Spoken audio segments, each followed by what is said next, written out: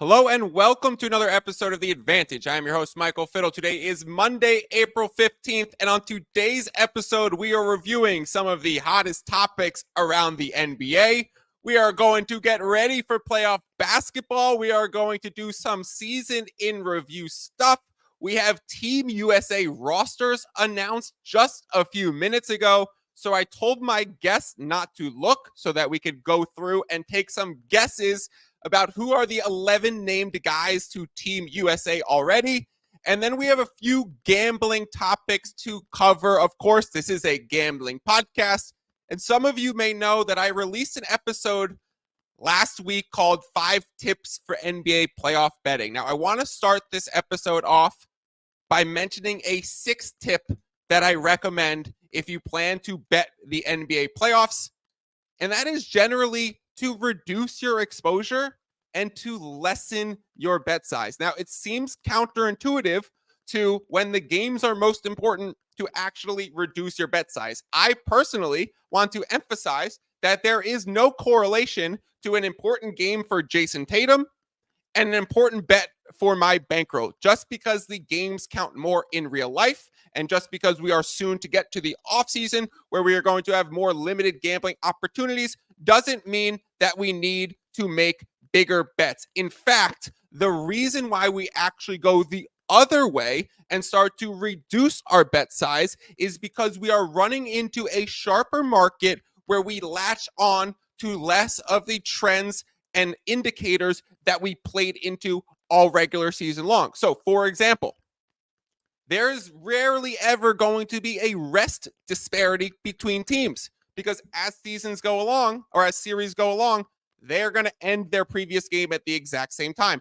There is going to be no travel disparity between these series. Rest and travel become absolutely neutralized unless you're picking off a game one situation where maybe a previous series went 7 and another team was resting. But we find less of these scenarios. We get more consensus markets because there are less games. The books can more sharply pay attention to the ones that they do have to price. And because they are the same games over and over again, we reach a consensus and sharp number in the market. So you will not see, or you probably will not see, I will still be looking for them, but I do not expect to get to a situation where I can play a token Fiddle's Middle where I notice 3 points of line movement live on the board and I could play the numbers against each other. That's probably not going to happen. A 3-unit max bet is probably not going to happen because I don't anticipate getting multiple points of line movement in my direction, tacking on tons of CLV, and having a huge plus EV ticket. These are flatter markets. There are still going to be great reads and lots of bets to place. We will cover all of that and more, but just buyer beware. As we go through these NBA playoffs, we're actually going to scale back our unit size or average bet size. I'll mark it as betting 3/4 of a unit instead of a full unit.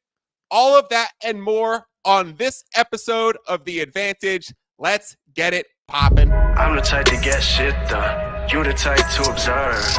March Madness on my speakers, but today's November 23rd. Cause I'm loud in the blunt, yeah. I do and say what I want, yeah. Probably somewhere sunny and tan. Foreign women in the sun, yeah.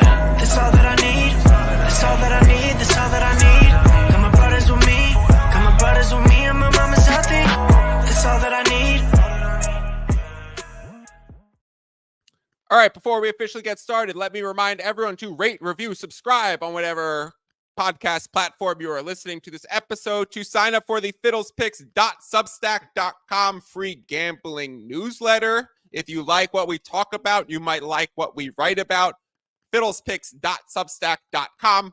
And to check out the Fantasy Basketball International, you probably don't need any fantasy resources about now, but they have some great stuff and rankings for next year are soon to come out. Alec, I'm going to throw it to you first. Welcome in, my man. We are joined by Alec and Gibby, 2 regulars on the pod. We should get to know them. I don't really suspect anyone are new faces for you guys. So let's jump right into it. Just kind of your thoughts on reducing your betting exposure as we get into the NBA playoffs.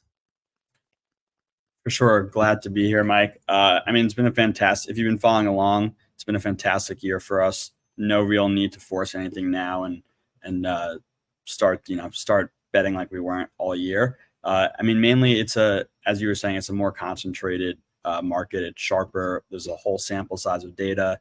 And it relates to a great point you made last week that you dropped just about it being a bigger stage. Just because the players care more doesn't mean that we necessarily have to as bettors.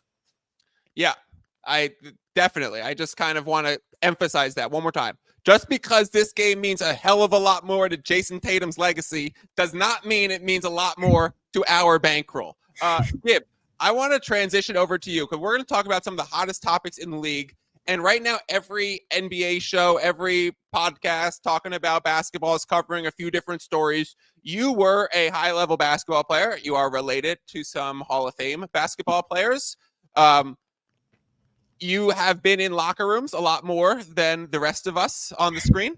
So I want to ask you to start off, how much does it actually matter that the New York Knicks went and established winning culture and went and took the 2 seed and decided to play for the last game when it didn't really mean much, and they still played Jalen Brunson 40 minutes and into overtime, and DiVincenzo played a ton? And then on the flip side of that, how much does it actually matter that the Cavaliers put in the scrubs and seem to duck down to the 4th and 5th seed and seem to display a losing culture? Are those things real?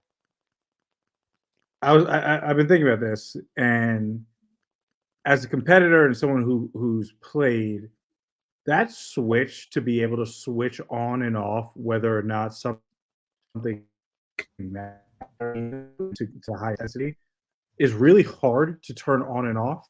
If you're in a locker room where shit doesn't matter, or you're playing somewhere where something doesn't matter, or you feel like it doesn't matter, it's really hard to switch it back on.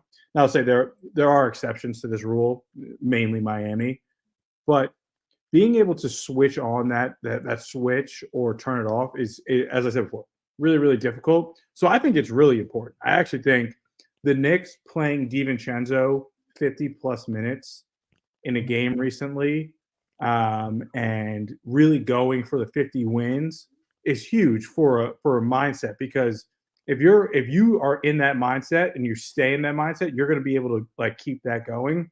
So that's why I'm obviously a Knicks fan. It might be a little biased. I'm really pro Knicks right now. Getting that 2 seed, accomplishing that, getting that, and staying there, I think is huge.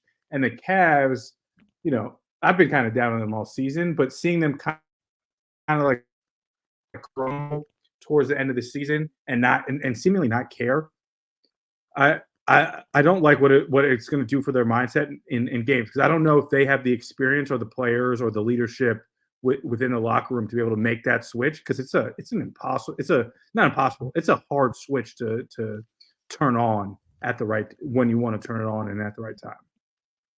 Alec, you're we've established on the show that you're one of the biggest Knicks fans that I know. You had a different take than Gibby, saying you actually wish they ducked it and played down for the seeding and didn't go for the win and grab the 2 seed. From a fan perspective, just talk me through what you were thinking and your rationale for it. Yeah, for sure. I would say that was my gut reaction. I was like, why are we doing this? I mean, also just knowing who Tibbs is, the approach, he has one gear, and that's just win, win, win, no matter the stakes of the game. So I knew that's what was going to happen. And as I said, yeah, my initial reaction was why put us in this situation to play Philly or Miami in round 1 versus Indiana? But I tried to start challenging my thoughts, and I like what Gibby said. I think it's a real thing to sort of take that morale and that team chemistry with you, carry the momentum, and also it relates to something what Gibby said about the Cavs that I think we'll touch on later when we discuss some of the first round playoff matchups. Yeah, I want to actually I want to throw this back to you, because now this is getting my mind rolling. Yeah. If we do think, because I actually thought you were going to go the other way. I thought you were going to say it's all Monday morning quarterback sports talk, first take bullshit, doesn't matter. I have two different opinions. One, everyone calling the Cavaliers soft right now is bulletin board material for the Cavaliers to come out really tough. So although they just did something seemingly weak by playing Amani Bates and Larry Nance's brother, and they had 4 centers out there with a 6'9" point guard in Amani Bates, I actually don't think that matters at all, because I think everyone's now talking shit on the Cavaliers, and they're going to come out with a fire and an intensity that is similar to what we're going to see from the Knicks, because they went and got it and they're a winning culture. So I actually thought you were going to go the other way and say it's kind of meaningless and it doesn't matter. But my question to you is, if it does matter, right? Let's actually think now it does matter. I'm looking at the other play-in game of Bulls versus Hawks. And Bulls were in that game with the New York Knicks, playing DeRozan 40 minutes into overtime in a meaningless game, playing Caruso till the wire. Meanwhile, the Atlanta Hawks are benching DeJounte Murray, playing Trae Young to get him a few minutes back, losing to the Charlotte Hornets with a discombobulated roster, just knowing that they're locked into the 10 seed. Does Chicago going for it no matter what, even though they were locked into the 9 and it was a meaningless game, make you want to back them because of their culture and their intensity against the Atlanta Hawks, who are kind of throwing games and not giving a shit down the end of the season? 100%. 100%. I was really impressed with the Bulls in that game because they weren't really fighting for anything. It was just like they're like playing in a game to continue what they're playing. I was kind of shocked by it. Billy Donovan kind of wants to set the standard of, we're going to go hard every game. We're going to try every game. And so I'm heavy, I don't know if we're going to get into this later, but like the Bulls in that game, I'm heavy backing. I don't love the Hawks, packing it in. And something you mentioned with the Cavs, I want to touch on this. It's slightly different, but you said bulletin board material. The Cavs got clapped by the Knicks last year. Clapped. Yeah, I think it's a much different team. Let's address this, but go ahead. They got clapped by the Knicks. Who's the big dude on the Knicks? Why am I blanking on Mitchell Robinson? his name? Not Donovan Mitchell. No, Mitchell Robinson. He looked like Wilt Chamberlain out there. Yeah, Mitch looked he looked like an all NBA guy out there. You can't have last year you guys get embarrassed by the Knicks, and then also at the end of the season be like, we're gonna pack it in because this doesn't matter. You can't have both of those things. You can use bulletin board material all you want, but both of those things are telling me, bet against the Cavs because there's something about what they're doing right now that's losing behavior. Okay, let me try and counter that, and then we'll throw Alec for the... Alec's going to be our Tony Reale right now, giving points to who had the better take as we duke this out, Gib. The reason why I'm actually buying the Cavaliers this season, and I'm actually don't think last season's any big deal at all or any indication for what's going to happen this year. If we look back to the team that was the Cavaliers last season, a lot of inexperience. Now they get a little bit of experience. That's not really a big thing. They were using Isaac Okoro as a floor spacer and got rid of Kevin Love, and they needed floor spacing and rebounding. And the Knicks had brought in Josh Hart at last year's trade deadline, and he was supposed to shadow Isaac Okoro, but also crash the glass because they didn't have to really respect Okoro's three-point making to have a proficient five-man offense out there. So they were able to just lean off of Okoro and dominate the glass because obviously Josh Hart is an incredible rebounder. So I actually think we look at this Cavaliers team and the fact that they have Max Strus starting, who's a great shooter and a good defender. They have Bang Bang Niang, who's a floor spacer in that Kevin Love role. And they have Karis LeVert, who actually played with like a redeemed sense of confidence and made us run for sixth man of the year. So I think this Cavaliers team on the edges is much different. And I think you get a much stronger effort out of them because they got bullied last year. Jared Allen, I think he used the term out physical. There was a weird terminology, but it rang true. And I don't think that's going to happen again because he spoke it into existence last year. So I expect them to be tougher and I expect the roster to be better. So I actually am personally ready to back the Cavaliers. Alec, how do you feel about that series? Who's more right, me or Gib? In the theoretical Knicks Cavs or just Cavaliers as we get? One of our topics for today was, I guess, team that you're ready to fade once the playoffs start? It seems like Gibby's taking that and running with it, going to be Cavaliers, right? So let's just address this from the start. How do you feel about fading the Cavaliers versus me saying you actually can buy them in the first round? So I was thinking about this in terms of a potential throwaway series. Actually, I was thinking Magic Cavs, so I am more with Gibby there. Although I will say I do like your points about the reconstructed roster. I think it makes a lot of sense. They needed that floor spacing and that rebounding. I think the biggest problem is their biggest player, the biggest star in the team, has 1 foot out the door. It's the worst kept secret in the league that he's probably going to ask for a trade. So I think 2 things are true. While they do have a better roster than last year when they got clapped by the Knicks, the Donovan Mitchell thing is just, I think, sucked the life out of the team. It's done something. It's had some sort of impact. So I think ultimately, I think that's why the Cavs are in this, like, showing this like losing way, the malaise they're in. And I think the Magic, I like them in round 1. Wow. Okay. So I'll be solo dolo on the Cavaliers in this group chat, but give me the Cavs. I am not playing anything on them yet. I am waiting and watching. I probably want the Cavaliers -4 in game 1. However, that total is coming down from 208.5. I think it's down to 207.5 right now. I already played the under at 207.5 in that game for, I think, 3/4 of a unit. Small plays. We are reducing our exposure in the NBA playoffs. Would you look at that? We spoke it into truth. I like the Cavaliers. I have not played it yet. I am waiting and watching the market, but I think I'm going to be backing them. Let's talk about a few other gambling topics and then we'll segue into some of the other things that we had planned.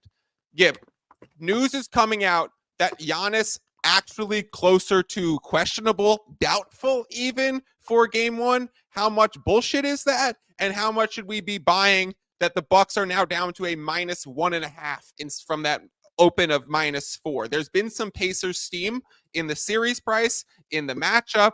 There's been a lot of people saying, hey, we actually like the Pacers in this series, plus the Giannis injury. Now we get doubtful. So add on another layer of movement towards the Pacers. For me, Giannis is a superhero. He is the Incredible Hulk. He is Iron Man. He is Thor. He is all of them. He's got Wolverine super healing. He's, the best body in the NBA. Pause. If we are we backing Giannis -1.5 already, or are we waiting for more news? Like, how concerned are we? How much are we thinking this line movement's a bluff? The concern is high. On a scale of 1 to 10, it's a 10. Really? And I think this for a few reasons. I don't know if you know this, but last year Giannis hurt his knee. Yep. And what happened? They got blown out by the Heat. They got clapped by the Heat. He missed multiple games in that series. I want to add on to that. He missed game 4, once they were already down 2-0 in Miami. And universally, we all expected Giannis to come back and play. The line movement started to expect Giannis to come back and play. He ended up not coming back and playing that game. They ended up going down again. He came back later in the series, back at home. They ended up losing outright, I think, 4-1 in that series. But they lost Giannis, and he ended up not playing in multiple games because of the injury. So a little bit of water on what I said, that he's always going to play. And here's the thing. So he hurt his knee last year. I think it was a hyperextended. Maybe it was a hyperextended. I can't remember the injury, but he hurt his calf, right? He strained his calf or whatever the injury is, something with the calf. Those injuries are way trickier and way harder to come back from because soft tissue. Yeah, I mean, every single person who you listen to is talking about the KD injury, and like it was the same thing. It was a calf issue at first, and then it turned into an Achilles tear, and like that's So the Bucks, one, they're not going to rush him back. You're not going to rush somebody back who, if you do, there's a chance that your superstar, your franchise could be out for 12 months. They're not going to do that. So they're going to make sure he's at 100%. And I agree with my man Matt over here. Commented, concern is high. Concern is real high with his injury. And so like that 1.5, are we riding with that? I don't know. Like I'm also not a big believer in the Pacers. It's less about the Pacers. It's more about Giannis's injury to me. Right. Because Pacers probably, if Giannis ends up being out for that game, line swings to Pacers -2, even though they're the road team. So there is more movement for that to go in either direction. It should be about timing it appropriately. I will be plugged in to beat writers in Milwaukee, to interviews, to Doc Rivers coming out of that. But that game is not until Sunday, April 22nd. So we still have a full 6 days until that tips off. Obviously, again, Gib mentioned this is a soft tissue injury. This is a muscle injury. This is a recurring. It's not like a bone bruise, or it's not like a kind of unstable joint. This is something that can flare up if there's a wrong movement here or there, and it could throw everything off. So we are walking on thin ice here. One other gambling topic that I want to hit, and then we're going to start generalizing the NBA, and that's hedging situations for the NBA playoffs. Now, I spoke on the 5 tips for NBA playoff betting. Let me plug that again. Guys, I did a 5 tips for NBA playoff betting. Number 1 was what not to do. Number 2 was an approach to series betting. Number 3 was betting systems that you can back. Number 4 was understanding how the key number scale starts to change. And number 5 was long shots that you could start to target. Within that, I talked about number 2, series pricing, and my main thought was not to pre-plan to hedge series prices against one another. So guys, what I mean by that, you guys already know, but also for the audience, is we're not betting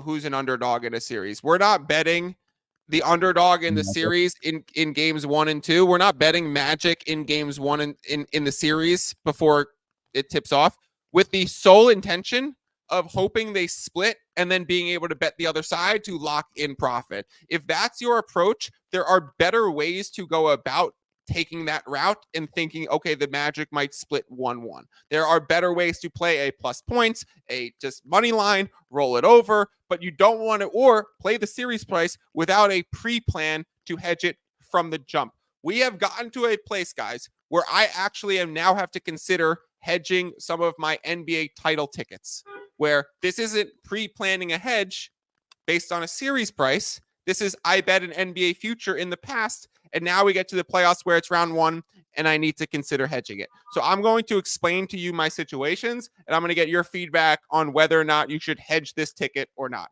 I have Indiana Pacers, we'll stay right with this one, 500-1 to win the NBA Finals. I'll repeat that. Fellas, I have the Indiana Pacers 500-1 to win the NBA Finals, placed on June 16th of last year, about 2 days after the Nuggets beat the Heat, when I grabbed the Houston Rockets and Indiana Pacers, thinking they would both be buyers this offseason. And sure enough, those were 2 risers in the standings.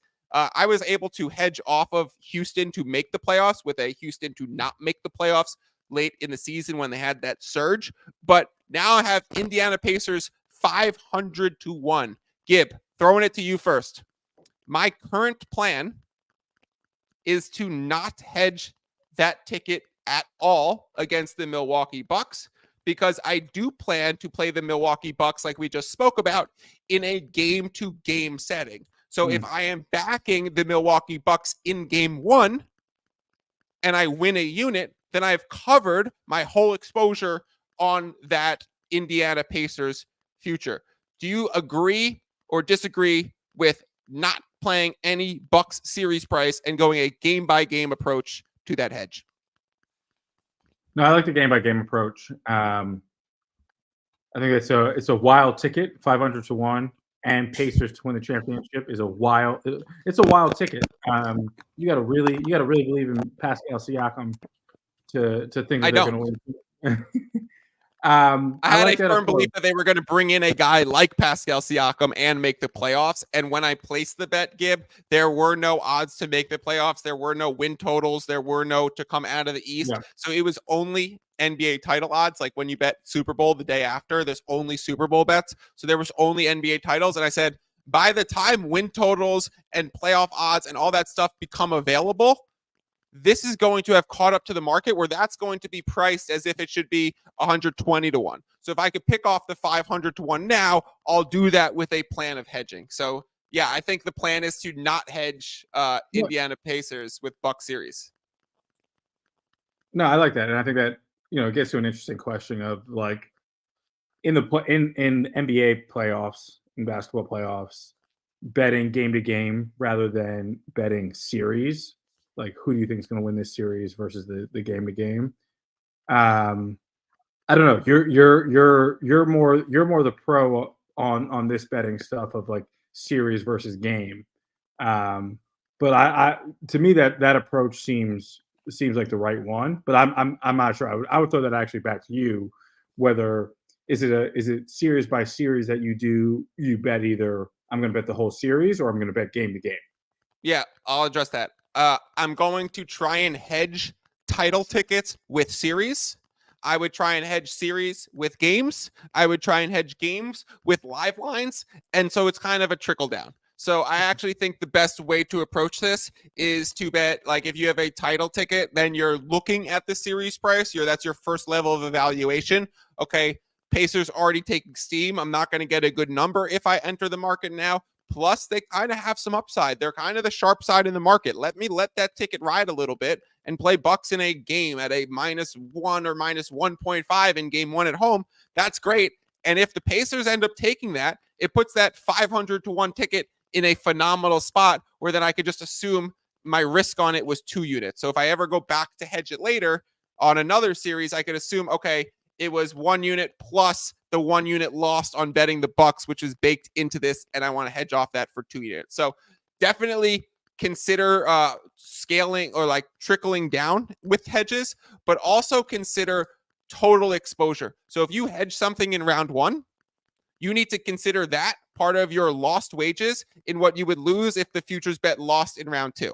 So you're tacking on, now you have 2 units of exposure, even if you only have 1 unit on that futures price at plus 500 or whatever. Alec, I'm going to throw another one to you. I have the Phoenix Suns 25 to 1 for 2 units. I saw them hanging on in that play-in tournament. I thought, that's a playoff team, not a play-in team. I was right. They climbed out of the play-in tournament, grabbed the 6th seed. Bradley Steele looking like a good defender and making his shots. First of all, I came up with that. Everyone call him Bradley Beal. Bradley Steele out there playing some phenomenal defense. They opened as fucking favorites versus Minnesota. The 6th seed as the favorite against the 3 seed with a chance of being the 1 seed going into the night. Gibby, first off, I'm going to throw it to you quickly. Did you even know the Suns were favored? Just quick yes or no? No, but I'm not shocked. Okay, Alec, back to you. Now that I get the Minnesota Timberwolves as an underdog, I mean, they're -102, so technically with implied probability, they're a slight favorite. However, not slight favorite. They're still priced as an underdog, but you're still paying a more than 50% chance to win as your implied probability. Hopefully that's not too convoluted and confusing. I'm immediately buying in and grabbing some Timberwolves because I'm like, okay, if I have 25 to 1 upside on that ticket, and in the first round, I can already grab like -102 exposure, my immediate thought was hedge off of that in a series approach. I don't really know how I want to play that game by game, but my only hedge is to cover my expenses on my Suns ticket. I will not win any money. I will only cancel out my ticket. So I am keeping all of that tilted towards the Suns. Is that a Suns title ticket, the 25 to 1? Yeah. Yeah. No, so you're going to play them game 1, the Timberwolves, or the series? I'm going to play the series for Timberwolves Series price, and I'm not -1. going to, I haven't touched anything for game 1 yet, but my plan is like, okay, I'm getting such a good price on the series, and I don't really have an anticipation for how I want to play this for a game. So let me play the series price, cover my losses, and keep myself exposed towards hopefully the Suns continue and move on. Yeah. Like Gibby said, I'm not too shocked that about the series price either. I think it's pretty evenly priced, and the wrinkle is Cat returning too. Yep. He's barely was played a couple games down the regular season, and now it's they were playing with a different team for the last month and a half. So, all right. So what we're doing is hedging game to game with the Indiana Pacers, hedging with a series approach with the Minnesota Timberwolves and Phoenix Suns ticket. Guys, if you have these kind of questions, feel free to either drop them in the chat. If you're on the YouTube channel on Fantasy Basketball International, you can enter things in the chat, like some guy Metalhead just asked us if the Lawnmower 5.0 is good. I don't know. Maybe. But you can come in and ask us a question with your ticket, and we could work through it. Or you could reach out to me on Twitter. Let me know. I have 76ers 30-1. I have Miami Heat 35-1. And we could start to work through your head situation. So please reach out or consider these things. We are going to segue over, guys, into some reflections on the season thus far. It was a phenomenal 2023-24 NBA season. We saw the play-in tournament, in-season tournament come into existence. We've seen one of the great rookie classes. We've seen the player participation policy take some hold and do some good things. We're getting some star players out there. Let's start reviewing some of these things. And the first thing that I asked you guys is say something nice about a team that's going to Cancun. So we got 14 lottery teams already. We know who they are. You could choose a back-end play-in team if you think they're not going to make it. You want to say something nice about them. But say something nice about a team that we are not going to watch for the rest of the season. I'll throw it to you first, Alec. I'm going to go with the Charlotte Hornets. Ooh. Big caveat, they need LaMelo Ball to stay healthy. But the Brandon Miller was awesome for them, especially down the stretch. I think thinking along the lines of you with the Pacers ticket, and who was the other one? Was it not Pacers? Rockets. And Rockets? There'll probably be buyers in the offseason, I would think, especially like hopefully getting LaMelo fully healthy. He played. I had him on my fantasy team. Maybe he played like 20 games this year. And they just kept him out the rest of the season. So Brandon Miller, rookie season done. Hopefully healthy LaMelo. I think they're going to be buyers and potentially be more exciting next year. Gibby, any quick thoughts on the Hornets? Because I got some thoughts on Hornets. You don't have to have thoughts on Hornets. My thoughts are similar to Alec. I'm really excited about Brandon Miller. I think watching him play, being a guy who I bet on frequently in my player props, and so therefore I watch him a lot. He's going to be good, man. He's the fucking real deal. And so, getting LaMelo healthy, Bridges coming back. It's the first time I've ever been like, wow, the Hornets might be a little exciting. There's something there. It's the first time I've ever said that. This conversation is exciting to me too. Gib, let me ask you a question. Percentage chance 1 to 100 that Brandon Miller still ends up being better than Scoot Henderson in their career. Where would you put that odds? 99.5. Yeah, I'm with you. I'm with you. That was a debate this offseason. It should no longer ever be a debate ever again. The same way that I tried to prop up the Jabari Smith and Paolo debate that I'm going to have to throw out in the trash. We're going to have to throw out in the trash. What's up, brother? We're going to have to throw out in the trash the Brandon Miller versus Scoot. I want to comment Hornets too. Guys, just like Rockets and Pacers, they're a team that I'm betting hopefully at 500-1 instantly. And there's a few things that you guys are missing that are not being spoken about. One, brand new ownership and an influx of cash coming, new practice facility, new everything. Two, brand new coach coming this offseason. Hopefully they bring in someone with experience. They've been linked to guys like Kevin Young, assistant for the Suns, who would be a new coach. They've been linked to guys like Mike Budenholzer, who's won an NBA championship. So let's see who the Hornets bring in. Three, you have an impending high lottery pick. Now, let's see if they use that pick, or let's see if they use that pick in a trade. I think they are going to be primed to trade it. Miles Bridges is going to be a question mark of the offseason. The Hornets have kind of been speaking into existence that they are going to get rid of him. However, things have looked different the last few months. Things have looked different since we heard those rumors around the trade deadline, around contract extension time, when that, there's like a deadline that you have to meet where you cannot sign them for the rest of the season. That's why Jalen Brunson's now a Knick, because the Mavericks ran out of time being able to give him that contract that he said he was going to sign. So Miles Bridges has been linked to not coming back to the Hornets, and they did not offer him a contract extension. And now we're getting to, he might actually be back. And if Miles Bridges is back, and if Brandon Miller is back, and if LaMelo Ball is back, bless you, Alec, I want to say, and I know this is weird as fuck, but I want to say it. You can actually pair. I'm going to be the only person that's knows this shit. You could pair their horoscopes, their astrological alignments, and they energetically are born on dates that correlate with a high efficiency of chemistry and cohesion in work environments.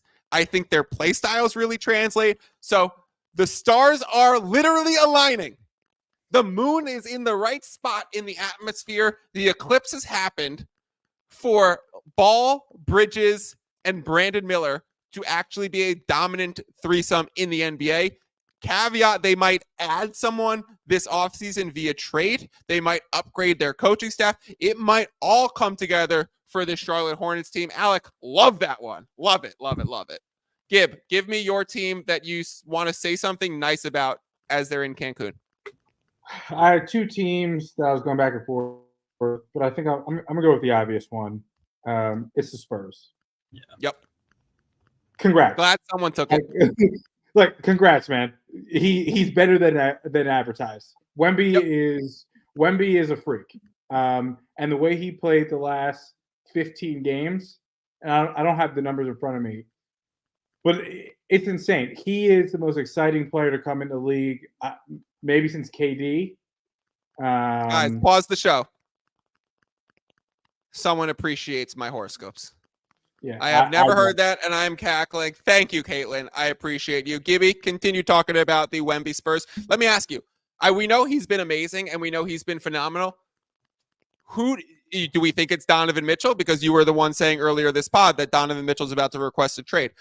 Do we think it comes this offseason? Do we think there's any pieces there that are good already? Do they tank and potentially get a Cooper Flag situation? Like, what the fuck's happening with the future of this Spurs team? No, I think it's the light-skinned boy down in Atlanta. I think Trae Young is the fit. He think about that duo, right? Wemby can make up for all of Trae's, deficiencies on defense. That's how good he is on defense. Trae is so good on offense. He can unlock a version of Wemby we've never seen, and we may have never seen in the league before. Wemby is that good. I don't think we've seen. I think he said 15%. I think that might be a little bit exaggerated of like what his full potential is, but he is a talent like we haven't really seen at that size. And you pair him with Trae, who's an incredible passer and an incredible threat on offense, that they can't just like focus on the 7'5" alien in the paint all the time. And I also think Atlanta's a little sick of Trae. And so I think there's a way, I don't know what it is. I don't know what that trade is. Maybe you give back first rounders that they gave up. I was about to say they already own the other team's first round picks. Maybe you give back those first rounders, and then Trae's in that, and then now you finally got a point guard. Because I like the other pieces. I might be alone in this. Right. I like Vassell. I actually like Trey Jones too. But they have good as a backup point guard. He's good. And I think they have pieces. You get a point guard in there who controls the game. You got a big guy who can absolutely transform basketball, which is the highest compliment I can give somebody. So, Gabe, you've been on this show before, and we've been cracking up about it in our conversations. The whole Devin Vassell is untradeable because he's a prime partner for Wemby. We've laughed at that nonsense. Is Devin Vassell included in the Trae Young trade, or is he untouchable in a Trae Young deal? I don't know. I'm not, I don't know these GM talks. I would say, who cares? Like, give him up. If you can get Trae Young, if you can get Trae Young with Vassell and 2 first rounders, you have to pull the trigger there. You have to. He's playing with who's the guy with the crazy hair and shoots foul shots? Sohan. Sohan is his point guard. Don't mess with the Sohan. Are we kidding here? Sohan's good. I like Sohan. He's the point guard. It's like putting Dennis Rodman at point guard. It doesn't make sense. He's catching lobs. This segment was say something nice. Jeez. No, it is nice. It's so nice about Wemby. It's like put something there. Anything. Your off season is literally your oyster. You can do. People want to come to San Antonio to go play with him. Yep. No, I think that's going to be very telling too. Who wants to come run with Wemby and the Spurs in the next few years? Going to be very interesting. One of the offseason plot lines I'm absolutely most fascinated and I actually think this is going to come back in a Team USA conversation in a few minutes. I want to say something nice about the Memphis Grizzlies. Now, I'm not wearing my Grizzlies tee. I'll wear it next time. Y'all know I fucking love John Morant. Call 12, baby. He is the fucking man. I also just want to reemphasize how good their cap sheet is this offseason and how they should re-enter next season healthy, energized, with a great coach in Taylor Jenkins, with a high lottery pick, controlling all of their future picks, and with the cap space this summer to add somebody. Why do they have the cap space this summer to add somebody? One, because John Morant didn't get all NBA because he was suspended. So he is negated from that $8 million per year increase and a net of $40 million on his total contract value. So they saved money there. Two, Marcus Smart is on a descending deal. He is going to get paid sub $20 million for the next 3 seasons after this for the Memphis Grizzlies. Part 3, that also applies to Tripp.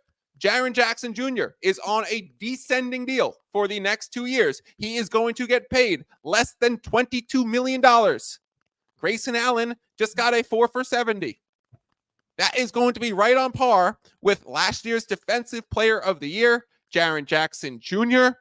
They know Desmond Bane's extension kicks in next season. So we have this offseason to bring in one more piece and then start to exceed the cap and use bird rights to re-sign everybody. They have a top maybe 5 pick. They can use that as trade bait. They can use future picks. They are going to try and get in on the Mikal Bridges sweepstakes if that becomes available. They are going to try and get in on a lot of the names that become available. Don't be surprised if they even throw their hat in the Paul George race. They are going to try and bring in a wing. And if they do that, and if we could pick off Grizzlies 80-1, like the Pelicans were at the start of the season, Grizzlies 60-1 to win the title right when this NBA season ends, I will be investing in a little bit in that. So Charlotte Hornets, San Antonio Spurs, Memphis Grizzlies are the 3 teams that we say something nice about as they're all on their yacht parties in Cancun. Guys, those were the exact 3 teams that I wanted to hit. So well done by us. I did not know who you were going to say. And I also don't know. I think the Rockets are an obvious candidate too. Rockets were my second team. Rockets were my second team. So I actually thought the Spurs and the Rockets were the 2 most obvious choices, and I didn't want to pick them just because I thought there was I just thought it was more straightforward, and the Charlottes were a little bit more of a fun one. But yeah, I mean, Ime, he had him playing a young talented team playing really well down the stretch. And Jalen Green he's now a real, real threat. Real asset. He's good. He's good. He was scoring 25 points on any given night whenever he wanted to. I know it was in a losing effort, but like you get a guy who's 22 years old who's able to put up 25 and jump through the gym. Like that guy can develop into a Jaylen Brown-esque. Like it could go Swaggy P Nick Young, but it could go, Jaylen Brown type. So I was always saying like hold the phone on throwing water on the Jalen Green stuff. So all right, next topic that I want to hit is give me a stat this season that spoke volumes to you. When you heard this stat, you said, wow, that's a really telling stat. Gib, kick us off. So I had 3, but I'll pick the one that stood out the most to me. And we just mentioned his name, or you did, Fid. Grayson Allen, 46% from 3-point line. Yeah. That's a fucking great stat. 46% from 3. And not like he's shooting like 2 a game. I don't know what the numbers is, but he's shooting over like 6 a game. Over 6 a game is the numbers. He contract he got, well deserved. Watching him play, you're like, wow, he not only can he shoot the 3 that well, he does a lot of things on the court. He's not just like he's not Steve Novak. He can't just like sit in the corner and be like the biggest 3-point threat. He's athletic as hell. He's a decent defender. He's really, really good. But that 46% from 3. When I saw that, I was like, that is one of the craziest stats I've seen. He leads the league in that. And I was pumped for him. I was just like kind of as a Duke fan. As a Duke fan, I was very happy. Shout out Kalen. Yeah, wild shooting season. Absolutely wild. What were your other 2 stats, just so that we know what they were? Okay, other 2. One was Wemby's 3.6 blocks per game, 1.2 blocks a game, higher than the second highest in the league. That's a great one. Is that stats 2 and 3? No. But that it just puts that stat in perspective. Yeah, he was blocking nearly 4 a game, and no one else was blocking more than 2. Yeah, that's like Curry 4.8 3-pointers a game. The next closest one's like 4.1. Yeah, and it's insane. And we all know that, like, advanced statistics talk about how blocks are kind of overrated, but still, that delta between him and Walker Kessler was second at 2.4 is insane, and it just goes to Wemby. And I don't think we have to touch on Wemby anymore and how great he is, but that's insane. And the last one I have, this isn't a single season stat. It's just where he's at now. 40,000, 11,000, and 11,000. Bron. We will never. Somebody get a binky for baby Bron. Nobody will ever have 40, 10, and 10. Ever have that again. So just, he gets a lot of love in the. I don't think it is. It could be talked about enough how incredible 40, 10, even 10 and 10, 40, 10 and 10, and he has 11. They're mind-boggling numbers, and I just wanted to put that in there because that is the third set I had. That shout out to Bron for doing this since Alec was born, and literally since we were in 3rd grade or 2nd, whatever grade we were in, Finn. All right, I have the best screen to share right now, and showing the fucking wildest stat that's correlated to this LeBron stats I've ever seen of any LeBron stat in the universe. When you think of LeBron's stat set, when you think, okay, what is he going to average this season? What is he going to get in a given game? Gib, what are the numbers that you use to describe, LeBron's going to have bum tonight? 25, 7, and 7. All right, I would go 27, 7, and 7 is like your classic LeBron-ism. This That's season? No. I'm talking about career. Career. Career. Okay. Yeah, 27 makes more sense. But I was saying this season, 25, 7, and 7 is what I'm expecting. I'm talking career. Look at this. LeBron James has never finished a single game in his career with a 27, 7, and 7 stat line. That's really funny. Yeah. That's really funny. Isn't that That's fucking insane. nuts? That is insane. And so That it's going to one be 8 blew my rebounds. mind, guys. I That is haven't insane. seen that one. That is literally insane. That's from March 5th. Wow. Yeah, so maybe That's he's done it since March 5th, but holy shit. It's so crazy to me that literally everyone in the universe would say, oh, LeBron 27-7-7. And yet he's never actually done it once in a single game. That one blew my mind. I have another one that is worth mentioning, but Alec, give us your season-long statistic that spoke volumes to you. Quickly before I give my stat, I wanted to say something related to what Gibby was saying. I was thinking about it when he brought the Spurs, actually, but never to Trump. I got him. I got it right back there. The Sports Illustrated, pretty small. So that's my LeBron fanism, because that stat's incredible. But the reason I bring that up is because I don't think there has ever been. I think not that Wemby will get there, because I don't even want to start that, but there hasn't been someone who actually has a chance to exceed such high expectations like Wemby since LeBron. And I mean, I wasn't skeptical of him, but I'm just floored at how impactful he has been. And I think okay, agreed. What was your season stat? So my season stat was so Tommy Beer, Knicks reporter, tweeted this out earlier today. And I don't want to exaggerate what this means. I'm just the stat itself. They've played a similar amount of games. Most points scored in the NBA in 2024.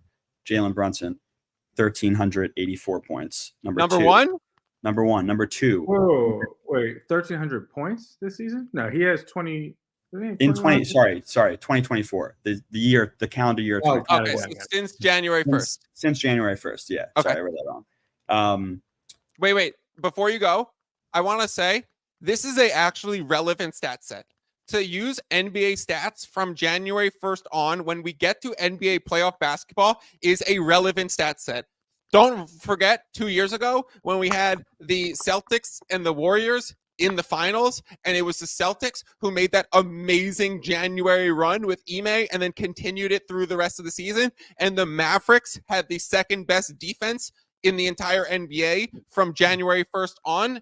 And both of those teams made their respective conference finals, and then the Celtics lost to the Warriors in the NBA finals. So using a stat set that is from January 1st on is relevant.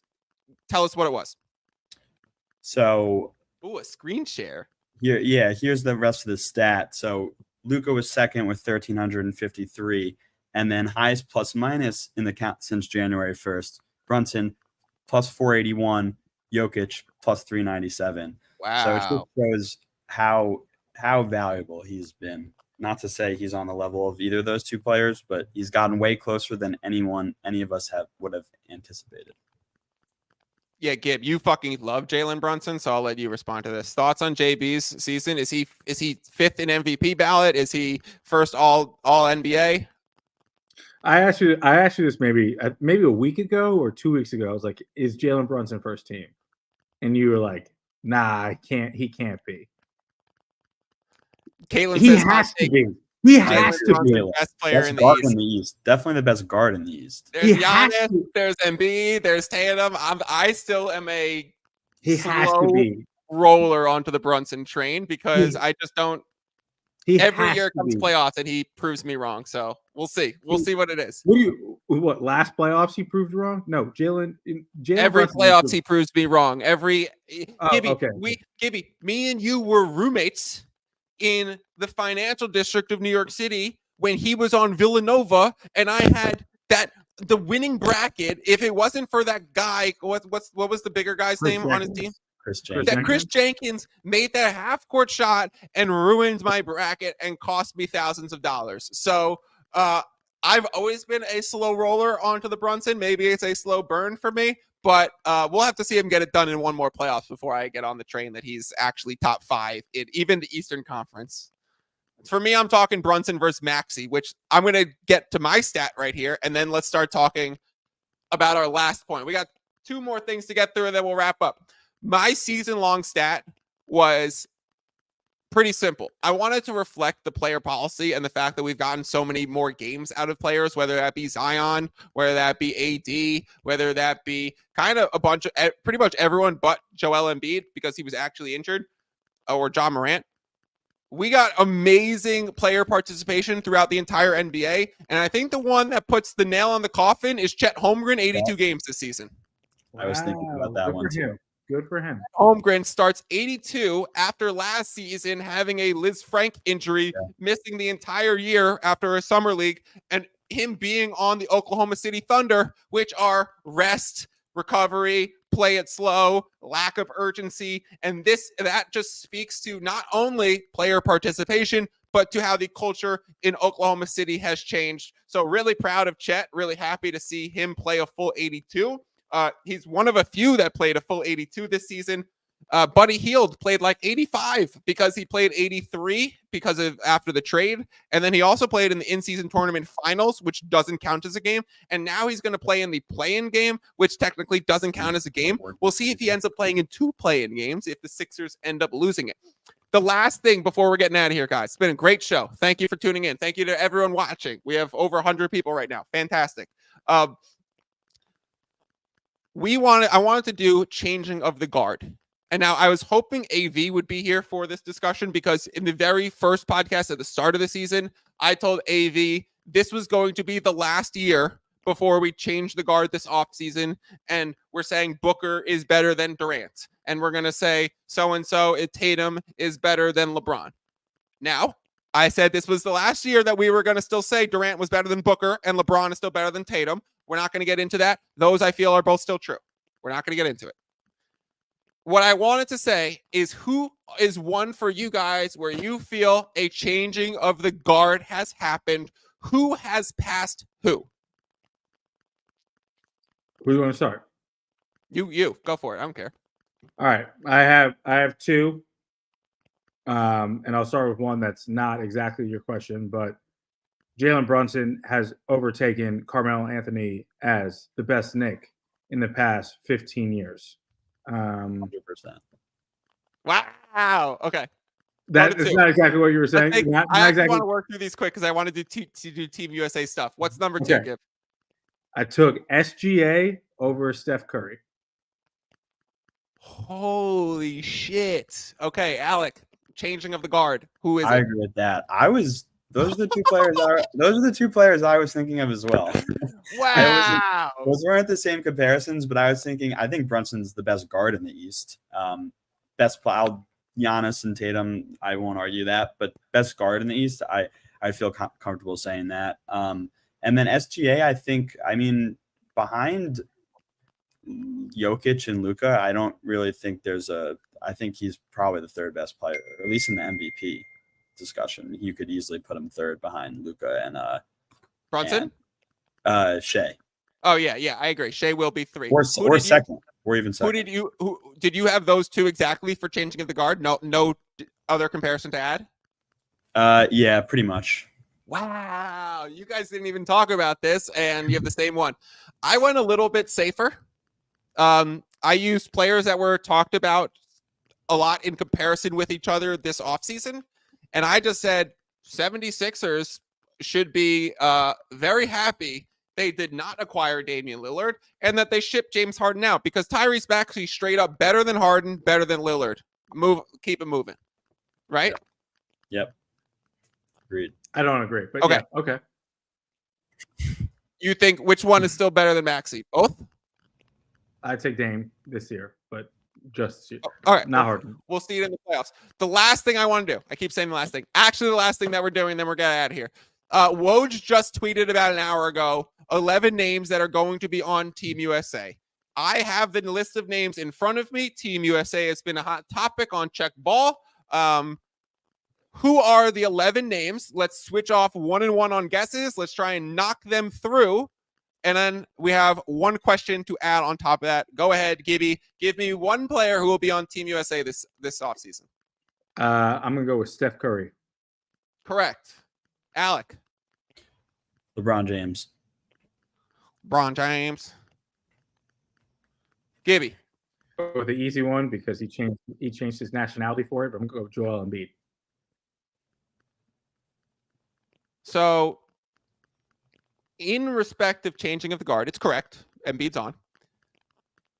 In respect of changing the guard, and in respect of all the Wemby discussion that we've had, was there any thinking that if he joined Team France, he wouldn't be the face of the international game, and that it was actually Wemby's team, and that it was a better look for Joel to join Team USA?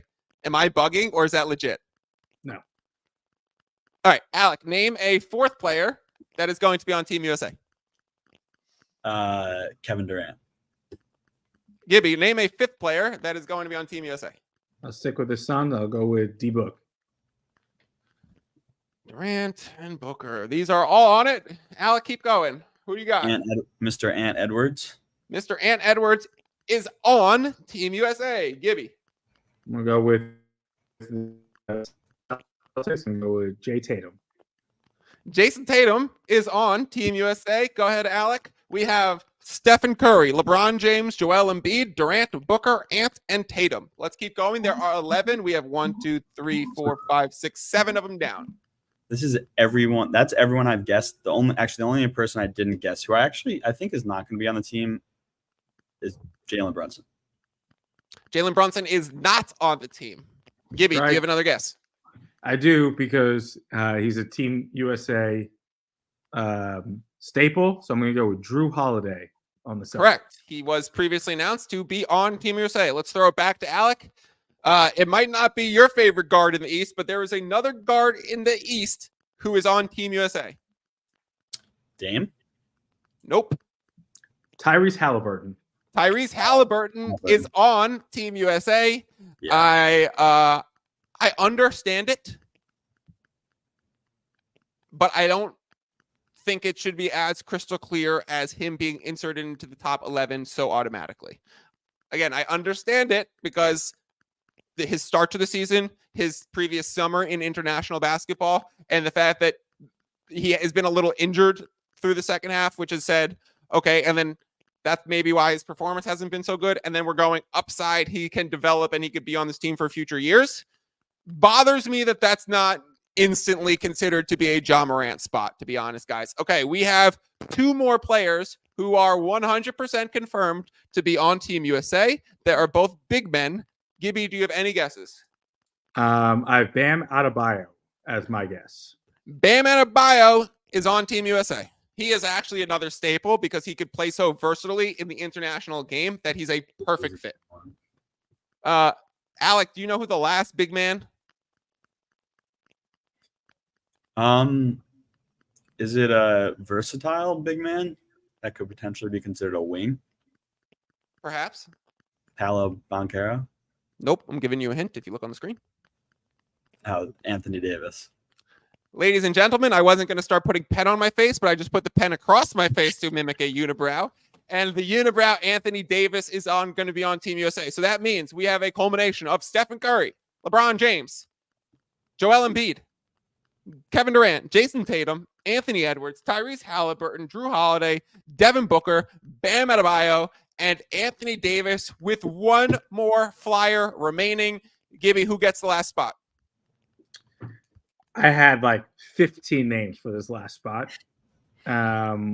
Wait, we're going to end it. We're going to end the show with one choice of one name straight to the outro. Thank you, everybody, for tuning in. We appreciate you being here. There will be a episode of a slate breakdown on Wednesday night this week for Thursday's games. I will be joined by Drew and Mike, our two other professional gamblers that joined me on Sunday to break down the show. And then next week we'll be doing check ball again.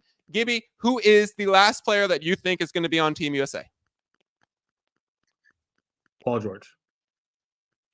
Yes. Actually, I'm going to interrupt this and not make it the outro. Because he broke his leg and the bone went through his shin or whatever, if he wants the spot, it should be his. Thank you, guys. Peace out. You just listened to another episode from the Fantasy Basketball International Podcast Network. Thanks for joining us. And for more information about joining our community, please check out our website at fbibasketball.com.